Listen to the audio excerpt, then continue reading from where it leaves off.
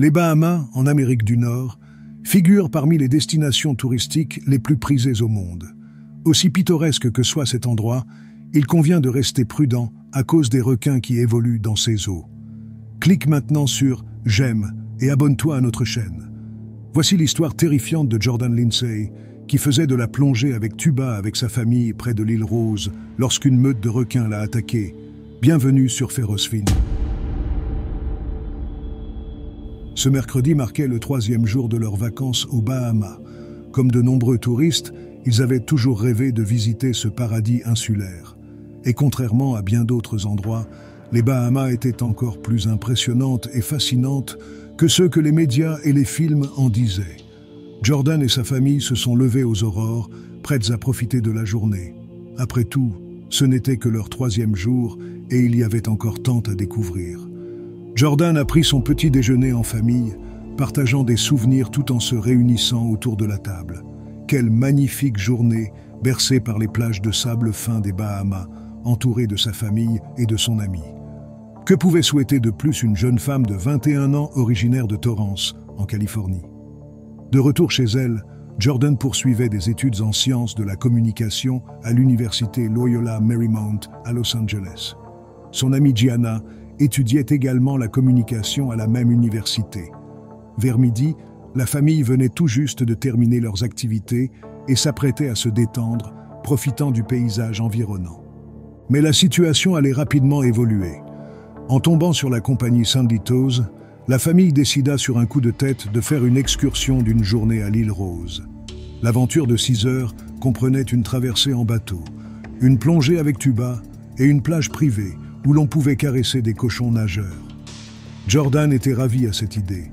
Elle avait toujours été fascinée par la nature et nourrissait une profonde affection pour les animaux. L'idée de faire de la plongée avec tuba et de caresser des cochons aux Bahamas était pour elle une mélodie douce à ses oreilles. Bien que l'excursion soit déjà complète pour la journée, Michaels, le père de Jordan, réussit à persuader la société de les intégrer à la sortie. L'entreprise accepta en secret. Enthousiasmée par cette proposition, la famille se dirigea vers le terminal de ferry de Paradise Island, prête à embarquer pour l'île Rose. Embarquer sur ce ferry fut une erreur tragique pour cette famille pétillante. Ils s'échangeaient des sourires joyeux, inconscients de ce qui allait leur arriver.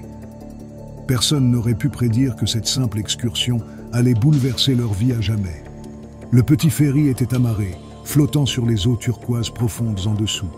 Même si c'était en plein été, ce jour-là, le soleil avait choisi de se cacher derrière les nuages gris qui planaient au-dessus de l'océan. Malgré cette luminosité tamisée, les eaux restaient d'une beauté à couper le souffle. Finalement, la famille suivit le guide pour se préparer à leur sortie de plongée avec tuba. Cependant, Michael, les 2 frères, la sœur de Jordan et Gianna ne voulaient pas faire de snorkeling. Ils préféraient simplement passer l'après-midi restant à la plage, à barboter légèrement dans l'eau et à admirer le panorama pittoresque de l'océan. En revanche, Jordan et Camille souhaitaient vivre l'expérience pleinement. C'était après tout le 3e jour de leur séjour et Jordan voulait en profiter au maximum. Après en avoir discuté, la famille décida de se séparer momentanément. Plus tard, Jordan et Camille retrouveraient Michael et les autres à la plage. Vu que la distance jusqu'à l'endroit de plongée n'était pas très éloignée, il semblait judicieux de se séparer brièvement. Mais cette décision allait être regrettée par tous. Lorsque les 2 groupes se séparèrent, Michael déposa un baiser sur le front de Jordan et déclara « À tout à l'heure, Jordan !» Jordan les salua de la main en partant avec Camille vers l'autre partie de la plage. Les autres membres de la famille sur la plage leur firent des signes d'au revoir. Sans le savoir, c'était la dernière fois qu'ils voyaient Jordan vivante. Jordan et Camille rejoignirent le guide et empruntèrent le sentier. L'endroit pour le snorkeling n'était pas très loin, mais le chemin offrait un moment propice à la réflexion. Sur le chemin, une végétation verdoyante et des oiseaux exotiques tels que des paons embellissaient les alentours. Le sentier était ponctué de bancs, de vestiaires et de toilettes pour les touristes. Le chemin étroit était bordé de divers arbres qui émergeaient du sol sablonneux. Camille et Jordan échangeaient sur la vie, les études et la famille, marchant paisiblement aux côtés des autres touristes. La jeune femme pétillante de 21 ans avait de nombreuses ambitions et un avenir prometteur devant elle. Finalement, elles arrivèrent à l'endroit dédié au snorkeling. Vêtus de leur combinaison en néoprène, Jordan et Camille se préparèrent pour cette aventure aquatique. Jordan était particulièrement impatiente d'observer les créatures marines alentour. C'était le moment de se lancer. Jordan s'enfonça davantage dans l'eau, admirant la nature à travers son masque de plongée. C'était un moment idéal, le soleil commençant à nouveau à briller, éclairant les magnifiques coraux sous-marins. Camille était aussi déjà immergée, savourant pleinement son exploration subaquatique. Cependant, pendant que les deux jeunes femmes profitaient de leur sortie, un danger se profilait. Alors que Jordan continuait d'observer l'eau, Camille ressortit. Soudainement, elle entendit Jordan crier « Maman !» Elle tourna la tête et vit quelque chose d'inhabituel. Au début, elle pensa que c'était un groupe de dauphins entourant Jordan, que Jordan voulait lui montrer. Mais en regardant de plus près, une sensation d'angoisse l'envahit.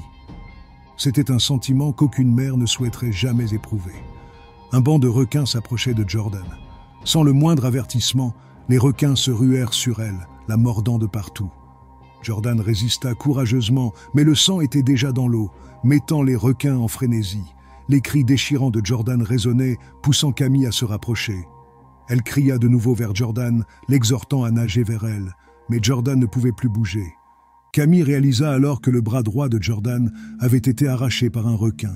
Horrifiée par ce qu'elle voyait, Camille réagit immédiatement, nageant en direction de Jordan, malgré le risque d'être elle-même attaquée. Bien sûr, elle avait peur de s'aventurer dans ce tourbillon, mais elle ne s'en souciait guère. La terreur de perdre son enfant surpassait tout instinct de fuite et d'appel à l'aide. C'était tout simplement ce que n'importe quelle mère aimante aurait fait. Camille atteignit Jordan, repoussant les requins, frappant ses bêtes au museau et combattant de toutes ses forces. En la ramenant à elle, la jeune fille murmura « Maman, il y a un autre requin qui arrive. » Le requin fonça sur elle tel un train à grande vitesse. Il arracha un autre morceau de son mollet. Jordan saignait abondamment. Cependant, Camille ne capitula pas. Elle traîna Jordan vers un rocher proche, criant à l'aide. Finalement, un bateau de l'excursion de Snorkeling Sandy Toes vint à leur secours. Michael et les autres membres de la famille caressaient des cochons sur la plage lorsqu'ils entendirent parler d'une adolescente attaquée par des requins dans la zone de snorkeling. Quelques minutes plus tard, Jordan était transportée par ambulance vers un hôpital de Nassau. Mais à son arrivée, elle fut déclarée décédée. Quand Michael et les autres arrivèrent à l'hôpital, tout était déjà fini. Jordan avait succombé à ses blessures. Dans les mois qui suivirent sa mort, la famille critiqua l'entreprise pour n'avoir aucun protocole en place en cas d'attaque de requins. Au moment de l'incident, il n'y avait ni personnel ni bateau à proximité pour éloigner les requins. De plus, alors que Jordan saignait sur une île voisine, à peine consciente, le bateau censé la transporter à l'hôpital arriva sans aucun équipement médical. Selon Michael, il n'avait même pas de trousse de premier secours. Les Lindsay demandèrent que des mesures de réponse plus adéquates soient mises en place à l'avenir pour éviter le destin tragique que leur fille avait subi. Tristement, selon les récents entretiens de Michael, Camille reste profondément traumatisée par l'incident, surtout après avoir vécu la perte de sa fille dans ses bras.